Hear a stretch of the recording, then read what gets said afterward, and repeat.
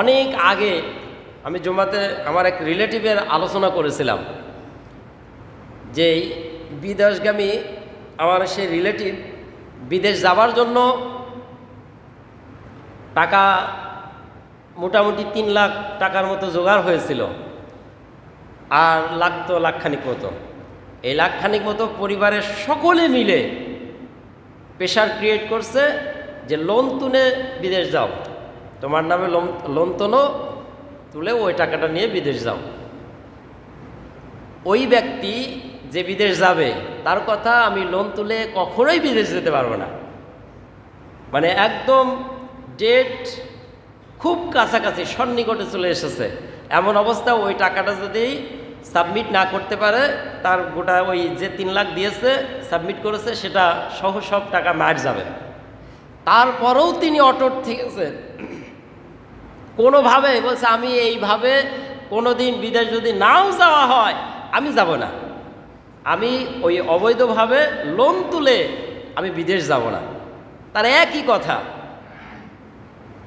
তো সেদিন আমি তার শুনলাম, মানে বিদেশ যাওয়া হয়েছে অন্যভাবে, তার এক ভাই টাকাটা ম্যানেজ করে দিয়েছিল। দেখলো যে বান্দা তো নাসর, এ কোনোভাবেই নিজে লোন তুলে টাকা যাবে না, শেষে সব টাকাই মার যাবে। শেষে তার এক ভাই জোগাড় করে দিয়েছে যেভাবেই হোক। তো গিয়েছে, তিনি যে অটুট ছিলেন, আল্লাহর জন্য নিজেকে সাপোর্ট করেছেন, এটাকে ভয় করেছেন। রিসেন্টলি তার কথা শুনলাম, সে সৌদি আরবে গিয়েছে এবং সে তার সাথে আরও যে কয়জন গিয়েছিল তাদের থেকে অনেক ভালো অবস্থানে এবং প্রচুর টাকা ইনকাম করে। আমার এই আয়াতটার কথা তখন মনে হলো, ওয়ারযুকহু মিন হাইসু লা ইয়াহতাসিব, যে ব্যক্তি আল্লাহর জন্য নিজের সব লোভনীয় যত কথাবার্তা পয়সা টাকা আছে আল্লাহর জন্য যে ব্যক্তি ছেড়ে দেবে, আল্লাহ তাআলা বলছে ওয়ারযুকহু মিন হাইসু লা ইয়াহতাসিব, আমি হিসাব ছাড়া তার অগণিত অসংখ্য রাস্তা তার রিজিকের জন্য আমি তৈরি করে দেব। তার আরেকটা জ্বলন্ত উদাহরণ আপনাদেরকে দিই।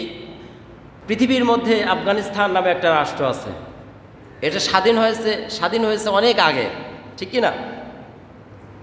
এখানে মোড়লদের চাষ ছিল।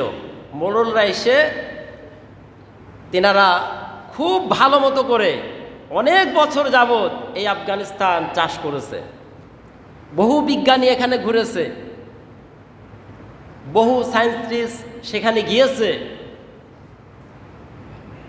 কিন্তু যখনই এই আফগানিস্তান আল্লাহর আইনে পরিচালনা শুরু করলেন, আল্লাহ রাব্বুল আলামিন এই যে বলছে ওয়ারযুকহু মিন হাইসু লা ইয়াহতাসিব, এখানে বহু বিজ্ঞানী গিয়েছে, বহু গবেষকেরা গিয়েছে, খোঁজ পায় নাই। কিন্তু আল্লাহ তাআলা বলছে, যখন কোনো মানুষ আমার আইন কার্যক্রম পরিচালনা, আমার আইনে রাষ্ট্র পরিচালনা করে, আমার আইনে তার গোটা জিন্দিগি পরিচালনা করে, আমি তার অগণিত অসংখ্য রাস্তা থেকে আমি তার রিজিকের বন্দোবস্ত করে দিই। রিসেন্টলি আফগানিস্তানে এমন আপনার কি বলে এটা খনিজ সম্পদ আবিষ্কার হয়েছে, গোটা পৃথিবীতে এরকম মূল্যবান সম্পদ আবিষ্কার হয় নাই। সুবহানাল্লাহ। এর আগে তো বহু বিজ্ঞানীরা সেখানে গিয়েছিল, তালাশ পায় নাই। আল্লাহর আইন দিয়ে যখন রাষ্ট্র পরিচালনার কার্যক্রম শুরু করেছেন, আল্লাহ রাব্বুল আলামিন বলছে, বান্দা যখন আমার জন্য সব কিছু ছেড়ে দিয়েছে, রিজিকের বন্দোবস্ত আমি করে দেব। আল্লাহ রাব্বুল আলামিন গোটা আফগানিস্তান জুড়ে এত দামি খনিজ সম্পদ সন্ধান দিয়েছে, গোটা পৃথিবী সেই সম্পদ পাবার জন্য এখন পাগল।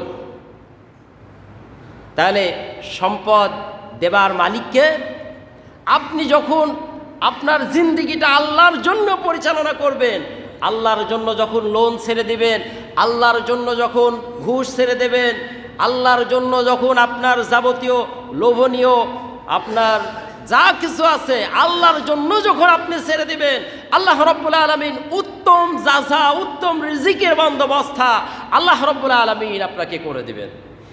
এই জন্য আল্লাহ বলছে ওয়ারযুকহু মিন হাইসু লা ইয়াহতাসিব, মানুষ হিসাবই করতে পারবে না কোন পথ দিয়ে তার রিজিকের বন্দোবস্ত হবে। শর্ত একটা, আল্লাহর জন্য নিজেকে কি করতে হবে?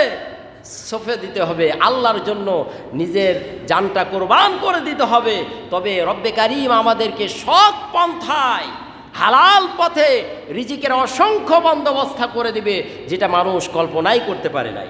কল্পনা করতেই পারবে না আমার রিজিকের বন্দোবস্ত এরকম হতে পারে।